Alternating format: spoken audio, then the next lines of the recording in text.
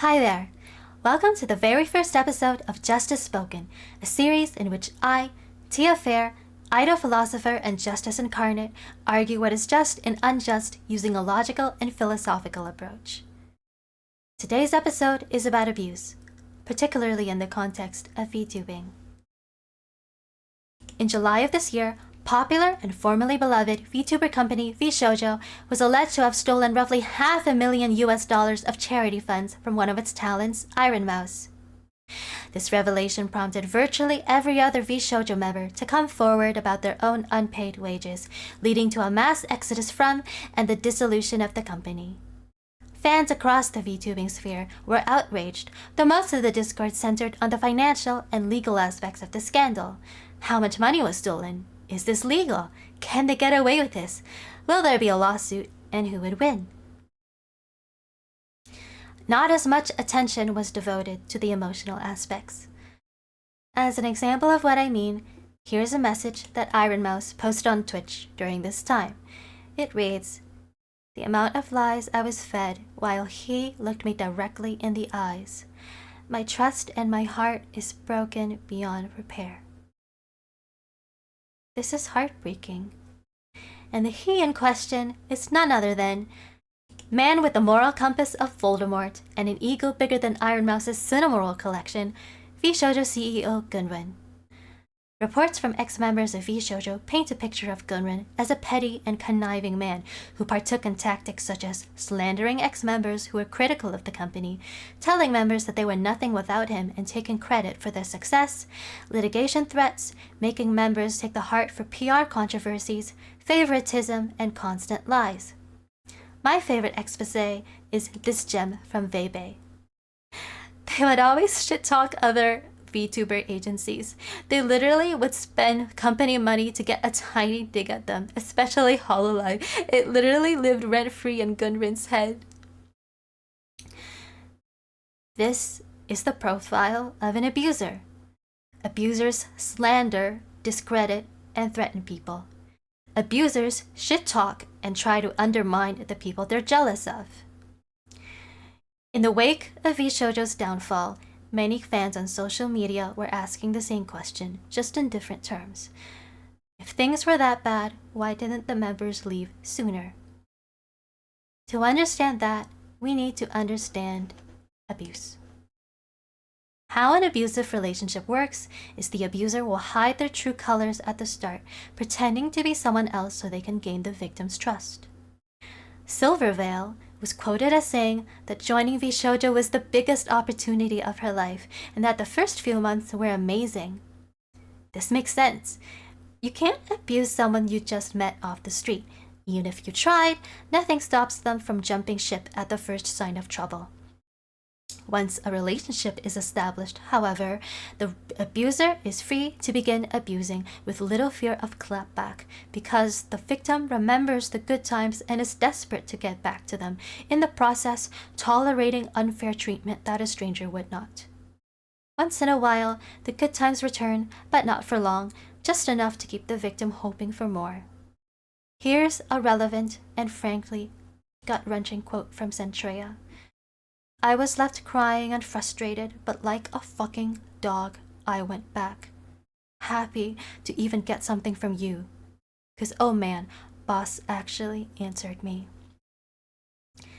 It's like a gambling addiction, but the slot machines have bow ties and Ferraris. The only winning move is not to play.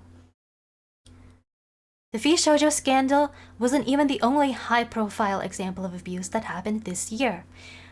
Say hello to Cinder, an indie VTuber with the lore of a demon and the heart of a demon. This past June, Cinder was exposed by artist Nanoless to have been manipulating her friends for personal and monetary gain. Special mention goes to Bao the Whale, who provided evidence that Cinder exploited her connection with Bao in order to sabotage her projects, all while pretending to be buddy-buddy. I'm sorry, is Cinder in high school? What could possibly make her think it's okay to stab her own friends in the back like some kind of anime Regina George? Cinder responded by failing to take accountability, blaming her boyfriend instead for everything that happened, and being too much of a coward to apologize to anybody directly. That's bad enough, but then last month, Cinder emerged from the woodwork with a follow-up 1,000-page document in which she accused Shy Lily of orchestrating the entire backlash. Oh yes, it's no surprise that Shy Lily is a criminal mastermind. After all, Lily has always had supportive things to say about other VTubers, indie and agency alike, wants to be held accountable by her own fans, and always has spaced takes. Wait, are we talking about the same person? This is like saying that Chibidoki is the secret brains behind CZG Altair. I don't know that Cinder is consciously spreading narratives. It's possible that, to maintain the delusion that she's a good person, all evidence to the contrary must be rejected. So if her reputation sucks, surely it's a conspiracy and not karma coming back to bite her. At the end of the day, if there are no circumstances under which Cinder would view her actions to be wrong, then in her view, any action that benefits her is morally permissible. I find this very chilling. After Cinder's unmasking, concerns about trustworthiness began brewing in the community. Fans wondered, if someone like Cinder, who seemed like a kind person, was actually fake, how can we tell who's who, and can we trust any VTuber? Not to say I told you so, but to be honest with you, I never liked Cinder. I couldn't tell you why, but something about her was off. Maybe it's because I myself am an abuse survivor, and people like her trip my internal radar. When it comes to telling who's who, though, it helps to remember that there's a difference between people who act kind only when it suits their interest and people who act kind because they enjoy it and it aligns with their principles.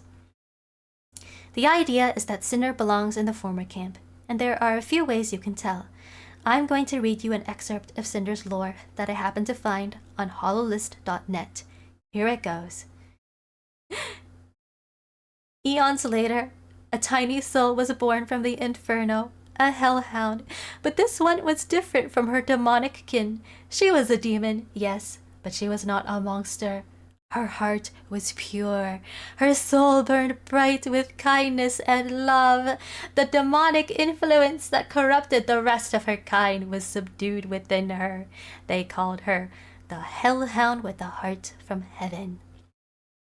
Her unexpectedly kind demeanor drove the rest of the hellhounds away, leaving her abandoned and alone.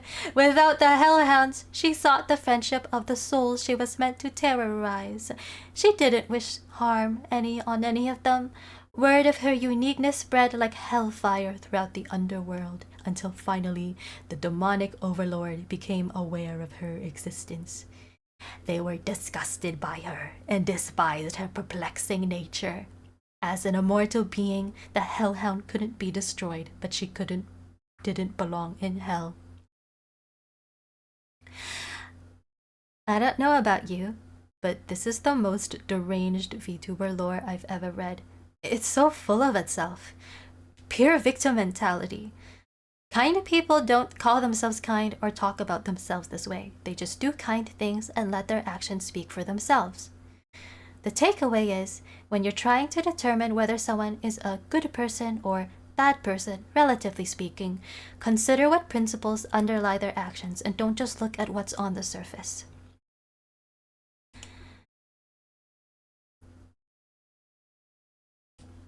That brings me to my last point. Now that Cinder has been exposed, it's safe to say that she's more of a bad person than a good person in the public mindshare, with fans venting their disdain for her through comments like, "I hate Cinder," or "Cinder is a insert pejorative here," in a way that suggests that the whole problem starts and ends with her, but I'm not convinced. It's kind of like that one meme of the girl cupping her hands and proclaiming, "The evil has been defeated." I don't think it has. Don't get me wrong. As Justice Incarnate, I condemn Cinder's conduct toward her friends and her lack of remorse for it.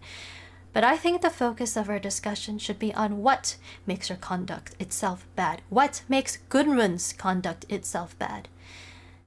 The VTubing industry has a long history of unscrupulous organizations and individuals who've left a trail of scarred innocence behind them in their quest for domination. I fear that until we change the way we respond to abuse, the same needless tragedies will continue to play out year after year. Anyone can be an abuser, and perhaps fortunately for us, they all have pretty much the same playbook. By raising awareness of what that is, my hope is that we can help victims recognize when they deserve better and prevent injustice. Some of you may be wondering why I've chosen to bring this up now, months after it all went down. Thing is, from the moment it did, I knew I wanted to cover it as a philosopher VTuber. I just hadn't debuted yet at the time.